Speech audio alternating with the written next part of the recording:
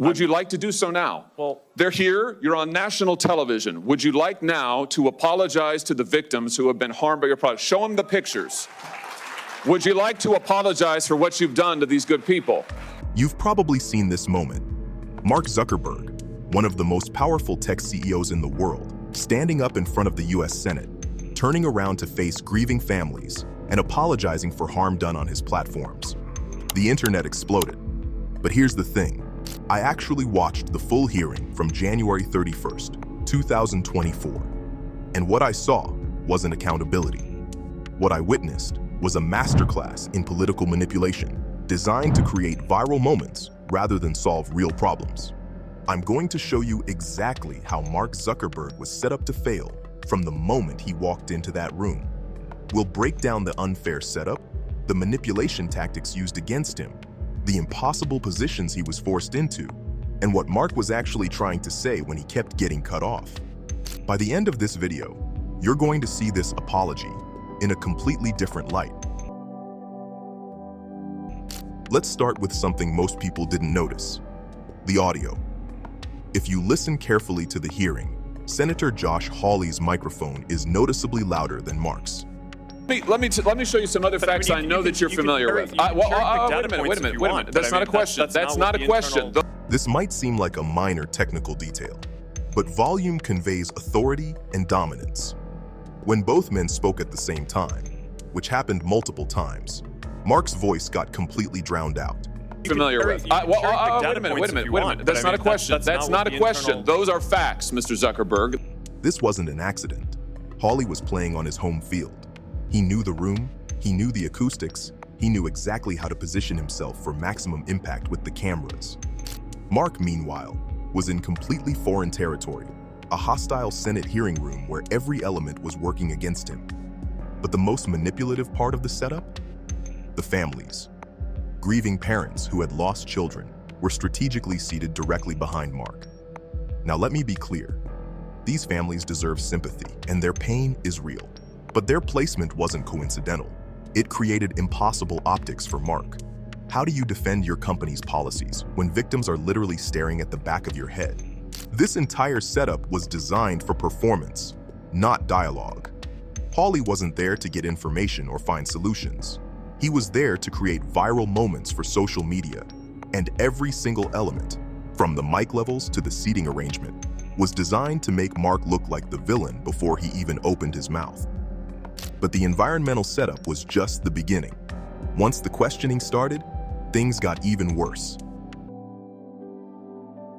Now let's talk about what actually happened during the questioning, because this is where things get really messed up. Not true. That's not true. Let me show you some other facts I know that you're familiar with. Wait a minute. That's not a question. That's not a question. Those are facts, Mr. Zuckerberg. Mark Zuckerberg was cut off every single time he tried to answer a question. I'm not exaggerating. Every single time. Hawley would ask these loaded questions, and the moment Mark started to respond, he'd get interrupted. There was even a moment where both men were talking over each other for a solid 5 seconds, because Mark finally got frustrated with being silenced and tried to push back. But with Hawley's louder microphone, Mark's voice just got bulldozed. Think about this. How can anyone appear competent or well-informed when they're not allowed to complete a single thought? It creates this illusion that Mark is being evasive, when in reality, he's literally not being permitted to give answers. Then there's the questioning style itself. Hawley was asking these incredibly complex systemic issues as if they were simple yes or no questions. Did you fire anyone? Did you compensate victims? These aren't fair questions because any simple answer makes you look terrible. If Mark said, "No, I didn't fire anyone," Hawley would have immediately responded with, "So you did nothing about this crisis?" But if Mark tried to explain why firing random employees wouldn't solve systemic problems with content moderation, he'd get cut off and labeled as making excuses. It's the classic, "Have you stopped beating your wife?" trap. Any direct answer makes you look guilty, but trying to explain why the question is flawed makes you look like you're dodging. And notice how Hawley specifically kept mentioning teenage girls as the victims. Not just teenagers or young people, specifically teenage girls. This feels like deliberate emotional manipulation, designed to trigger the strongest possible protective response from viewers. It's using specific demographics to amplify outrage, rather than focusing on actual solutions. The families behind Mark weren't just there for show. They were being used as weapons. Hawley kept pointing to them, essentially saying, "Look at these people you've hurt." It made any attempt by Mark to provide statistical context or mention the platform's positive impacts seem heartless. How do you say, "Actually, our platform helps far more people than it harms," when grieving parents are sitting right behind you? And then there's the moment where Hawley literally twisted Mark's words. So you didn't take any action. You didn't take any action. You didn't fire anybody. You haven't compensated a single victim. Let me ask you this. Let me ask you this. This shows Hawley wasn't even engaging with Mark's actual responses. He was creating his own narrative and forcing Mark to respond to misrepresentations of his own statements. That's not accountability. That's gaslighting in a public forum. The forced apology moment was the culmination of all this manipulation. When Hawley said, "Would you like to do so now?" Well, They're here. You're on national television. Would you like now to apologize to the victims who have been harmed by your product? Show them the pictures. Would you like to apologize for what you've done to these good people? that wasn't really a question. That was a demand. Mark clearly didn't want to apologize, and not because he's heartless, but because he understood that he wasn't directly responsible for these tragedies in the way Hawley was suggesting. But what choice did he have? With grieving families staring at him, cameras rolling, and Senator Hawley demanding an apology on live television, saying no would have been political suicide. So Mark stood up, turned around, and gave Hawley exactly what he wanted: a viral moment of apparent accountability that was actually extracted through coercion. Now, here's what makes this whole spectacle even more infuriating. While Hawley was busy creating his viral moment, he was silencing the very explanations that could have led to real solutions. Here's what frustrates me most about this whole thing. Mark actually had reasonable explanations for these complex issues, but he was never allowed to give them. When Hawley asked about firing people, Mark was trying to explain that these aren't simple personnel problems. Instagram has over 2 billion users. That means they're moderating more human interaction than has ever existed in the history of humanity. The idea that you could solve systemic content moderation issues by firing a few people is like asking the mayor of New York City which specific police officer they fired to stop all crime in the city. It's not how these problems work. Mark kept trying to talk about data gathering and iterative improvements, and Hawley kept dismissing this as corporate speak. But that's actually how you solve problems at this scale. You gather data on where issues are occurring. You develop new technologies and policies to address them. You implement those changes. You measure the results, and you iterate. It's not sexy. It doesn't make for good sound bites, but it's the actual work of making platforms safer. When Mark mentioned industry-leading efforts, that wasn't just PR language. That's literally what's required. These problems exist across all social media platforms. The solutions need to be industry-wide, not just one company firing a few people and calling it fixed.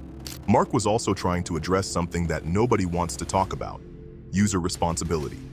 The internet has inherent dangers regardless of which platform you're on. Predators existed before Instagram, and they'll exist after. Email, text messages, gaming platforms, even school playgrounds. Bad actors will find ways to exploit any system where people interact. Parents and users have to take some responsibility for online safety, because expecting any platform to create a 100% safe environment for billions of users is simply not realistic. But every time Mark tried to explain this complexity, he got cut off. Would you like to do so now? Well, They're here. You're on national television. Would you like now to apologize to the victims who have been harmed by your product? Show them the pictures. So viewers walked away, thinking he had no good answers, when the reality is, he wasn't permitted to give any complete answers at all.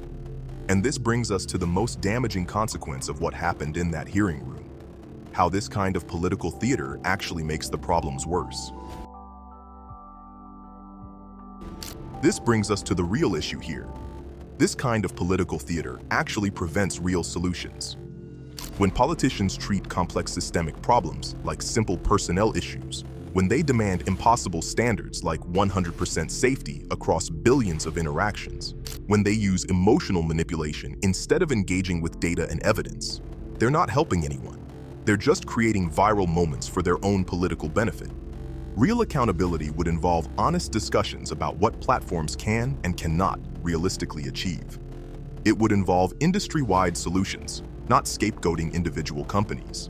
It would acknowledge that some level of risk will always exist online, just like it exists offline, and focus on practical ways to minimize that risk, rather than demanding impossible perfection.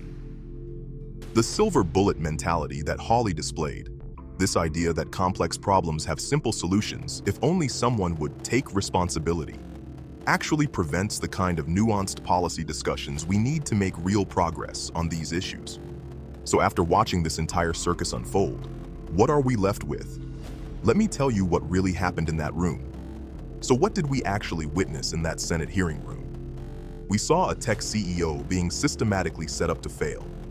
We saw manipulation tactics designed to create viral moments rather than find solutions. We saw emotional blackmail disguised as accountability. Now, let me be clear. I'm not saying Mark Zuckerberg or Meta are perfect. There are legitimate criticisms to be made about social media platforms and their impact on society. But those criticisms deserve honest, good faith discussions based on evidence and realistic expectations. What happened in that hearing room wasn't justice, it was theater. And when we allow this kind of manipulation to pass for accountability, we're actually making it harder to solve the real problems. Mark Zuckerberg wasn't humiliated because he was guilty of the crimes Hawley accused him of.